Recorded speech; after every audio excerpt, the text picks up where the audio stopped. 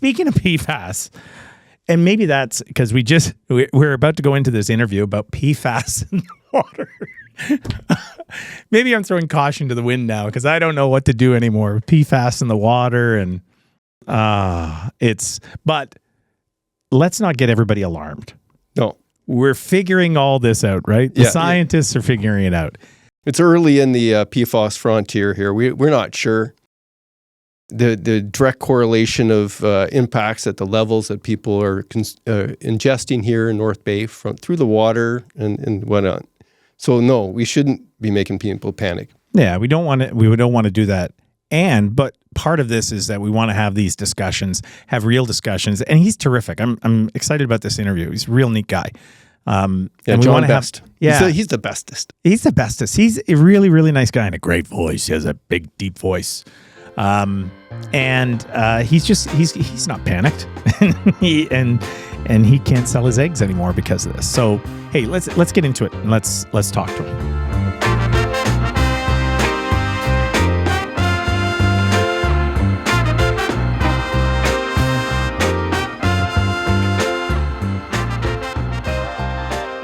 Today we're talking with John Best, a resident of Tower Drive, impacted by the PFAS contamination that started with the firefighting foam that was used up at the military base, up at the airport. John was at the recent PFAS meeting put on by Northwatch, Nipissing Environmental Watch, and who was the other group, John? I think Donna and her daughter Stacy were there as well. And then I think Ministry of Environment. Oh, the Trout Lake Conservation Association was the other co-host. Just off the bat, what did you think of the meeting? It was packed in the library. I was surprised that there was that many people there. I didn't realize it was that well known, but I guess with the CBC story that they put out, more people are aware of it.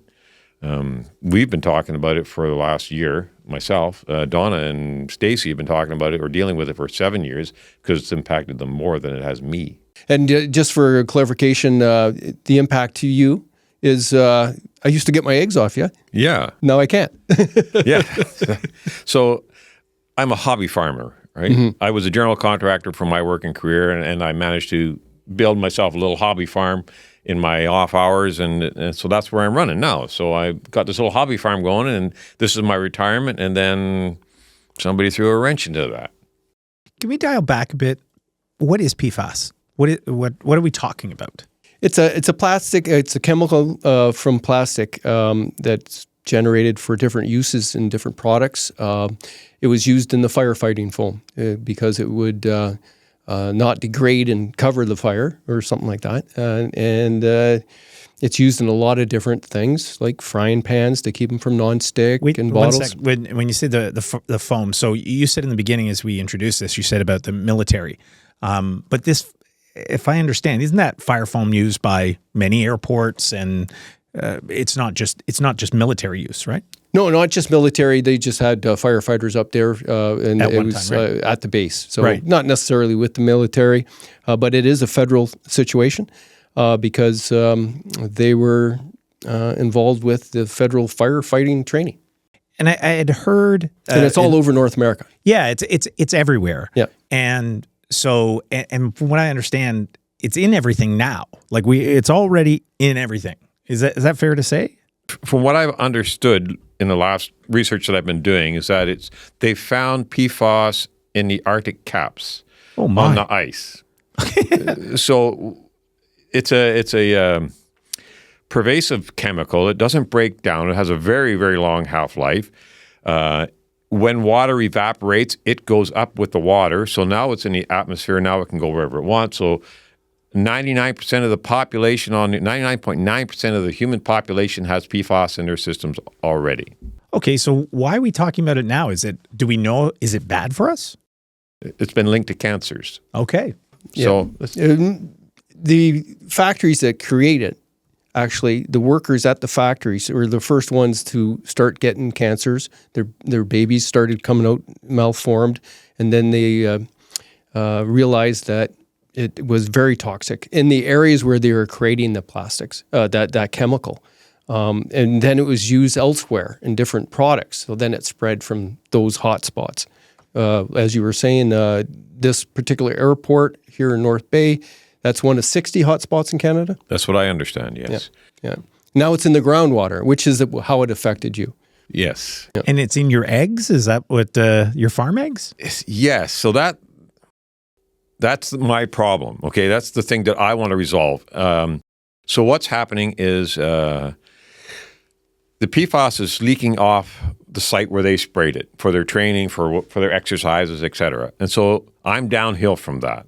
So it leaks down into the ground and it goes through the water table, and then it hits Lees Creek, which is up behind me, and then it runs down Lees Creek and then into Trout Lake. And so if I understand correctly, it's at 230,000 parts per trillion in the foam in Lees Creek. It's got an average now of 56 parts per trillion in Trout Lake. The stated safety line for us right now is 70 parts per trillion. Okay, 70. So go back. What did you say? What it was in your 230,000 parts per trillion in the foam in Lees Creek. And in Trout Lake? In Trout Lake, it's 56 parts per trillion. The safety line is 70 parts per trillion. They're considering dropping that to 30 parts per trillion, which would make what we have in Trout Lake double, pretty near the safety line. In the States, I understand the safety level is 4 or 0. Whoa, that's the safety line. That's the safety line. Well, the federal regulators in the States are talking about implementing a safety regulation line at 4. But that would be the federal one. Each state gets to pick where they want to go with it. Same within Canada. With the federal line, if they go down to 30, it's up to Ontario to decide whether they want to accept that or not and force water users like the city to find a way to get water that meets the different safety codes. It's hard to tell because we don't know the impacts. Like, we all have accumulated PFAS in us from plastic clothes, from if you got Gore-Tex clothing has anything PFAS. that is water repellent. Yeah, that'll your body's going to absorb that. So even if I wear something, it'll get in my system. Yes, it's in 200 categories of products. 200 categories. So that's categories. So that's your soaps, your makeup, your deodorants, a whole variety of products. It's out there, and we're putting it on us and taking it into us every day. And so we were talking about the water. We all have water that we're having a glass of. I'm thinking that our water treatment plant, which I've been to, and it's gorgeous, it's a brand new water treatment plant, it filters out a lot of these things, right? No. Doesn't filter out PFAS. There are 2 ways that I understand that you can get PFAS out of water: activated charcoal filters or reverse osmosis, RO. Activated charcoal, okay, so that is not at the North Bay water treatment system at this point. And who knows what it's going to cost. I've heard up to $40 million to put it in. Oh. Yeah, it's a little... We got that kind of cheddar, don't we? We have it in the reserves. Apparently. In the reserves. Yeah, if we don't build the new arena, we'll have $40 million. Okay. All right. So there's a decision to be made, and so I have the decision to make as well. I built a number of houses on Tower Drive, and for each of those houses, I have a well. I've built a well. So they've been testing my wells on the houses that I built since 2017. When it was first noticed? Or? Yes, that's when they first started testing That's for it. when they first admitted it. Yes. It was noticed prior to that. Okay. But that's when they started taking responsibility for it. Years of studies. Who are they taking responsibility, and who is the people that tested it? Department of National Defense is responsible. They were the ones spraying the foam. They were doing it under what was considered normal practice at the time. And then they stopped doing it in the mid-90s. So for 30 years almost, they haven't been doing it. But this year, I understand they're taking $20 million to go up and try to remediate it. So they're going to dig up wherever they were spraying it and put some activated charcoal in there of some kinds. I'm not sure what the plan looks like, what the drawings and specs and all that are for that. But that's what they're going to do with $20 million this year. And so, I don't know. To me, 30 years later, it's like corral, gate, horse, gone, kind of thing. It's like we're closing it a little late, but they got to close it at some point. I get that. But now what do we do with Lee's Creek? Because we can't eat fish out of creek, right? There's speckled trout in there, and kids used to fish it. And guys like to fish that for pan fries. Anyway. What's the fish, by the way? Isn't there, like, at this time of the year, there's little fish that Smelt. Smelt. Yeah. So I guess smelt's a no-no, too. Well, I don't know. Whatever's Any in that fish creek. out of Lee's Creek wouldn't be, you wouldn't want to eat that. No. So it was funny when you mentioned, I don't mean to interrupt, but when you mentioned the foam is where it really concentrated. Yes. It's the same in Lake Nipissing and Trout Lake and any lake after a rainstorm. Mm-hmm. That foam that's there, that is the most toxic. Really? Yeah. It carries it. It just sort of, that I was talking to somebody in the know about it, and they said, I wouldn't have my kids or my dogs or anything going into a lake when it's foamy. Yeah, because you see that sometimes on a shore. You'll see the foam build up. They put it on your beard. Yeah, you make a fake beard. Yeah, don't do that. Don't do that. Yeah. Anyways. So it's coming through the water table. All right. So they've tracked it that I know about down Lee's Creek into the lake. Okay. Now that Lee's Creek comes out of a kind of a string of ponds on between Tower Drive and Carmichael Drive. And the ponds are there, give or take, whether the beavers are there or not. So the beavers move in. I've been there 28 years. So I go back and I check out what's going on with the beaver ponds. Some years the ponds are up because the beavers are there and the willows have all grown up. So they build their dam, they make a new lodge, they eat all the willow. Takes them a couple of years. The willow all disappears or their food source disappears. They leave, the dam breaks, the ponds drain, the willows grow back up, the beavers come back and cycle.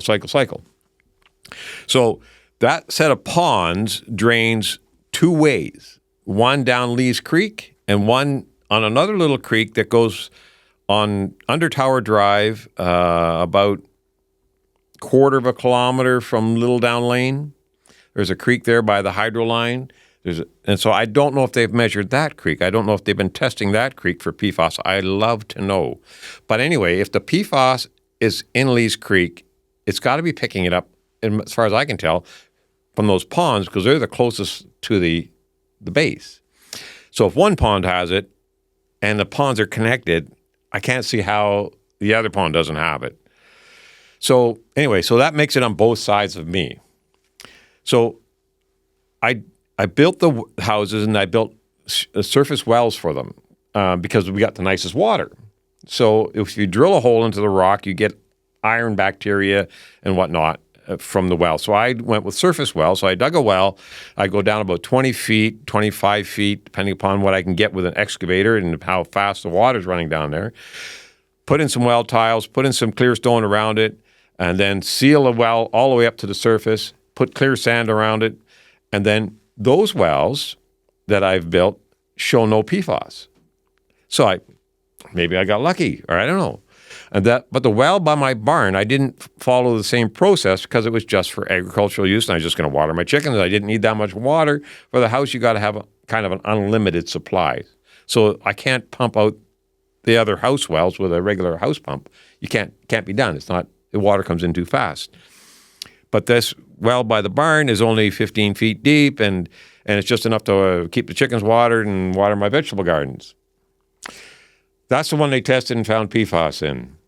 So now I have to figure out what I'm going to do to get rid of the PFAS out of that well. So I think what I'm going to do is I'm going to renovate the well. I'm going to dig it right out of there and build it the same way I built all the house wells, and hopefully I've beat the PFAS for myself. But where's it all going? Where's the PFAS all going? Where is it? Who's tracking it? How close? Where is it in the water table all around us? I'd love to know. We bought that property in 1996, and I'm not going to live forever. It might be a shock. I don't believe that. Maybe I got another 25 years. You look right? like a teenager. I might be 103 when I You're, die. you're Who looking knows? great for 50. So I want to turn the land over to somebody, whether it be one of my kids or somebody else. You know, if Dave wants to come and buy the land, you know.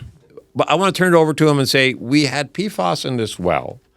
This is what I did, and I beat it, or I didn't, whatever. But those wells have been there for 25 years at this point, and they don't have PFAS in them. So I want to be open and honest with whoever I sell my land to so that they know what they're dealing with. So at this point right now, I can sell them a house with good water, no PFAS in my water for the house. And so the other houses that I built, which are for my kids basically, they don't have PFAS either, except for one well shows a trace amount, and I'm not sure why. But so we're working through all this.